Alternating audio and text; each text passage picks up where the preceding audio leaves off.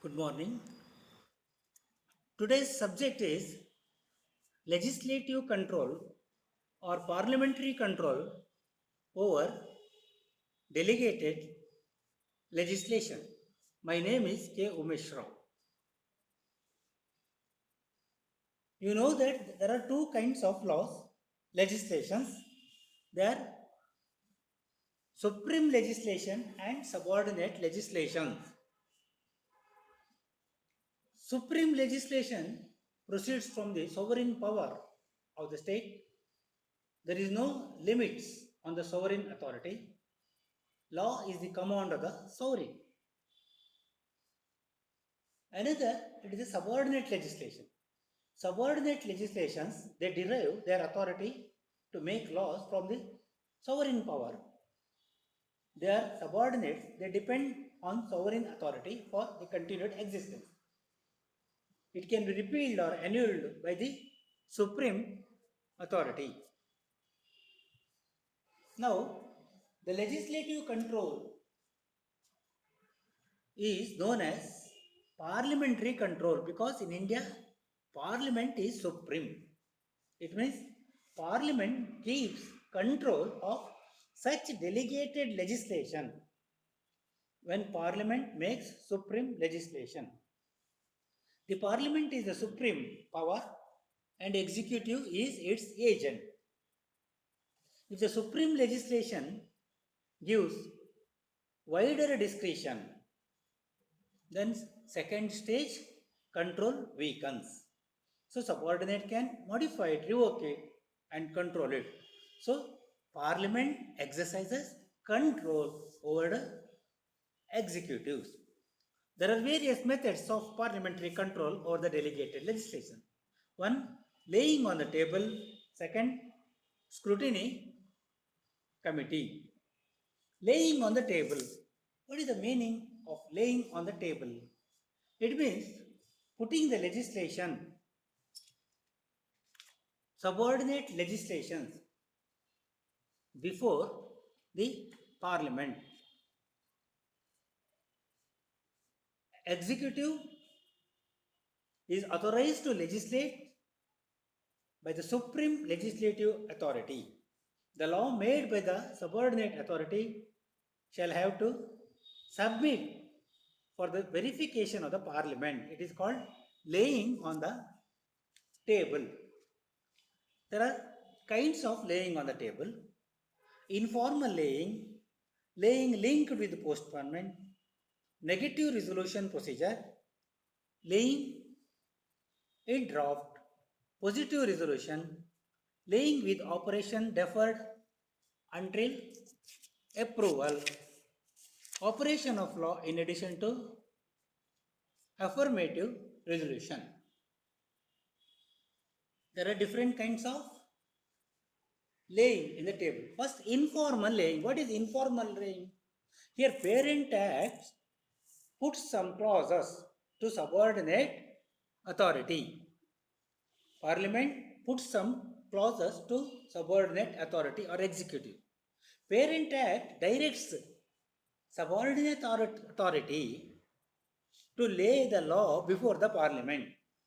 As soon as it is laid before the Parliament, it becomes operative. Next one, laying linked with postponement. In this case, Parent Act restricts the subordinate authority. Parent Act gives more control to Parliament. Law prepared by the subordinate authority, first it has to be laid before the Parliament until the Parliament confirm the legislation. The operation of the law is postponed. Next one, negative resolution procedure. The law made by the subordinate authority is laid before the Parliament. As soon as it is laid before the Parliament, it becomes operative. Law made by the subordinate authority ceases its operation when Parliament disapproves it. Next one, laying the draft. Here, Parent Act provides clauses empowering the subordinating authorities to make laws. Subordinate authority has to submit draft before the parliament. When the draft will come into law, when this draft will become law, it will become law, it will come into existence or force only on the particular fixed date announced by the parliament. Another is the positive resolution. Here, first subordinate authority prepares draft law. Draft law will be discussed, supervised, and checked by parliament. Afterwards, it becomes full force of law. Next one, laying with operation deferred until approval.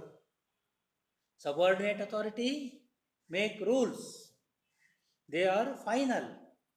There is no draft, but they don't come into force until it is approved by the parliament. Another one is operation of law plus affirmative resolution. Subordinate authority prepares law and lay the law on the table of the parliament.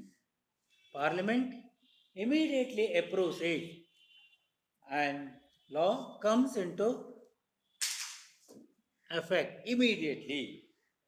This can be seen in taxation or law made in emergency.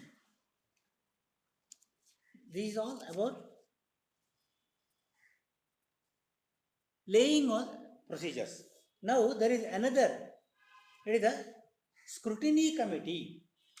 What is the scrutiny committee? Scrutiny means close investigation. Committee makes an inquiry into the validity of the statutes made by the subordinate authorities. There are two types of scrutiny committees. One Lok Sabha committee on subordinate legislation. Second Rajya Sabha committee on subordinate legislations.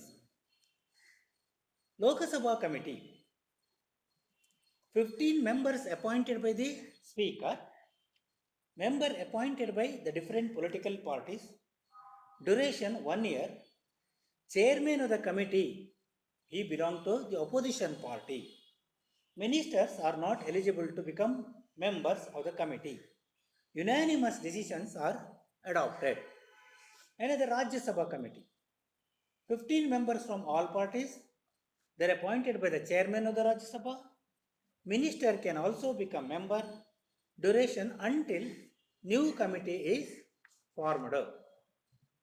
Now functions of the committee, this Rajya Sabha committee and Lok Sabha committee, what is their duty? What is their functions? The committee has to scrutinize the regulations, rules, orders laid before the house. They have to find out whether the order is in accordance with the general object of the constitutions. They have to find out whether it contains imposition of tax. They have to find out whether it directly or indirectly bars the jurisdiction of the courts. Committee has to verify whether it gives a retrospective effect on any provisions. Committee has to verify whether it involves expenditure from the consolidated fund. Committee has to verify whether it will make some unexpected use of the powers conferred by the Constitution, whether there appears to have been unjustifiable delay in its publication and laying of it. Committee should see whether a delegation is proper. Committee should verify whether rules made by the subordinate authorities are within the boundary of the Parent Act. Committee should verify whether rules are discriminatory or arbitrary in nature. Committee should see whether extraordinary delay has been caused. Committee should see whether authority travelled beyond jurisdiction. Committee has to verify whether sufficient publicity has been given. And thank you.